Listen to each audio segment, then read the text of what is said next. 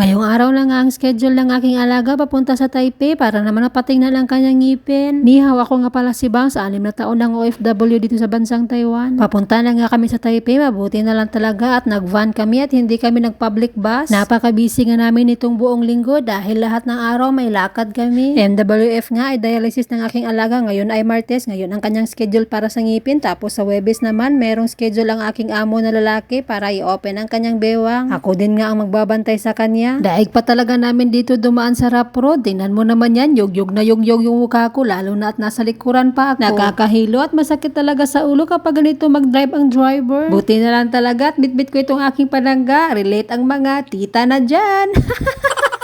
Napakaganda nga ng panahon ngayong araw, medyo mainit nga lang. Kapag may lakad, mas okay na ang ganitong panahon kaysa naman may ulan. Matapos nga ang mahabang biyahe, nandito lang nga kami, saktong-sakto lang at nahilo talaga ako sa pagmamaniho ni mamang driver. Nandito lang nga kami sa Oral Healthcare Center for Special Needs. Marami na nga po lang napuntahan na dental clinic ang aking alaga pero ayaw nilang bumunot kasi nga hindi nga basta-basta at merong allergy ang aking alaga sa anesthesia. At medyo kailangan pa ng maraming pagsusuri bago gawin ang lahat ng proseso. Tapos na ngang matingnan ang ngipin ng aking alaga, tinaantay na lang namin ang mga papeles niya para makauwi na din kami. Bago nga kami umuwi ay pumunta muna ako sa CR para magkaihi. Alam nyo na, medyo mahaba-haba na naman ang biyahe namin mamaya pa uwi. Nandito na nga kami sa cashier area at nagbayad lang muna yung anak ni alaga para makauwi na din kami. Alas 5 na nga pala ito ng hapon at paghuda na talaga yung aking bangs dito. At ayun nga, nag-MRT nga pala kami pa uwi. Pagkatapos pagdating namin doon sa Haishan Station ay nagtaxi naman kami at naku, umuulan pa pero konti-konti lang naman kaya okay lang yan. Mabuti na lang talaga at nagtaxi kami kasi naman kahirap kapag magbus. At sa wakas nga, nandito na kami sa bahay. Makakapahinga na ako. Salamat sa panonood. Hanggang sa muli. Bye-bye!